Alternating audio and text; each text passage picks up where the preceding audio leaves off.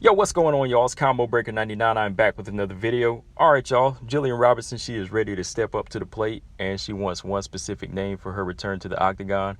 Well, she says she'd be willing to fight anybody, but one specific name did come up on her radar. After her dominant decision over Paulina Mateo, she stated at the post-fight interview that she's waiting on that phone call, and one specific name she wants is Antonina Shevchenko. Now, at the post-fight interview, she stated this: "I'm waiting for the phone call right now. As soon as I can get back in there, I'm ready.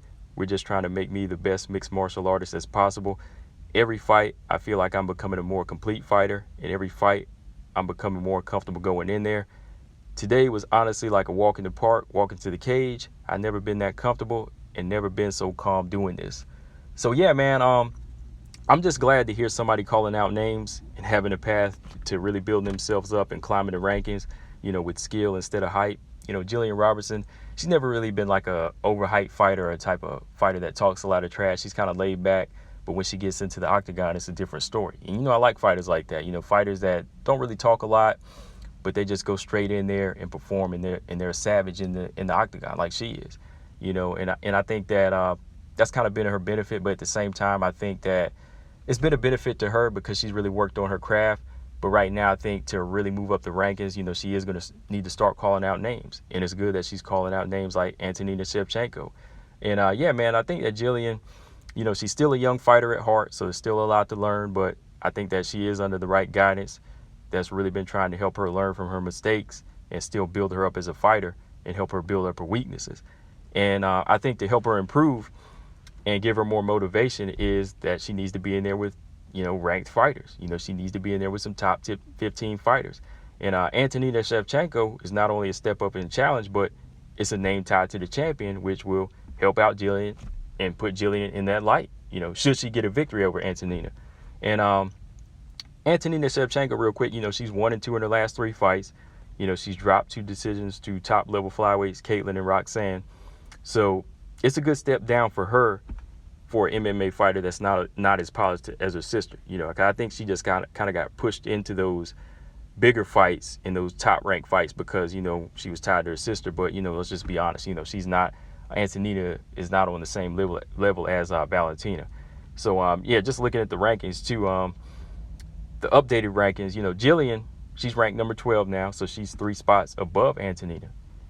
Antonina, who's ranked number 15 now, this actually would be a nice setup for Gillian to take on Antonina right now, because not only is she ranked below Gillian, imagine if she beat her and knocked her out of the top 15. Then all eyes would be on Gillian Robertson. People would say, oh, that's the girl that knocked Valentina's sister out of the top 15. So with that being said, I do think Antonina is a challenge, but I do think her style is made for a relentless ground fighter like Gillian. Gillian, I think, can give Antonina the same fits that Caitlin and Roxanne did on the ground, because Antonina's stance is a bit too Muay Thai. She can still be flat-footed, kind of similar to how Paulina Mateo was. So I really think that somebody, Antonina, she really needs to work on, switching her striking stance to where she can be more in and out and stuff takedowns. Kind of like Joanna. Joanna was a decorated Muay Thai fighter, but when she moved over to MMA, she became more in and out, more bounce on her feet, more bouncing on the balls of her feet, so it can be done. It can be done. You just really got to switch the style up. But other than that, I really think that Gillian, she could get in there, take it to the ground, and really just make it a dominant fight. But that's if she doesn't get caught with anything like kicks or strikes. If she doesn't get caught with anything big, like a big counter, I think she could get in there and just make it a dominant fight. So on her path to becoming a complete fighter, Gillian striking is that next step that she really needs to work on and improve.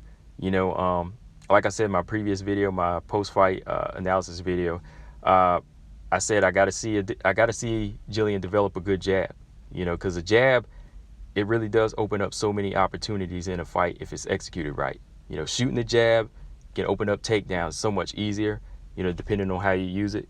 You can use the jab as a range finder and a blinder. I always say that it's a range finder or a blinder.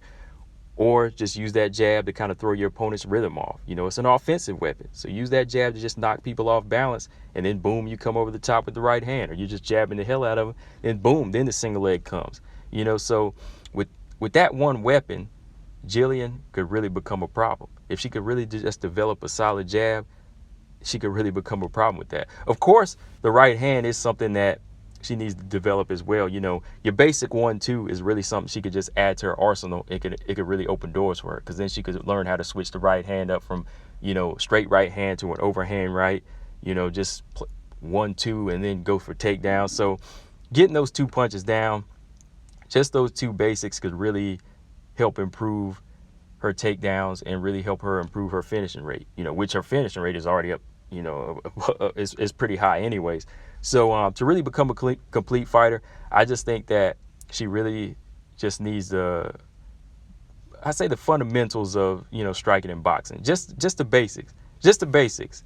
You know, you don't have to be the greatest at boxing or the greatest at striking, you know, to really improve as a complete fighter. You know, I always tell people, I was telling that somebody the other day, because, you know, they thought I said that Gillian had to be the best at boxing or really become like this boxer, that, you know, she needed to take boxing fights on the side. But I was like, no, man, like just to be a complete MMA fighter, you just need the basics of striking / boxing. You know, you don't have to be the greatest. You know, just make it work for your style. Just make it so you can really incorporate it to your style.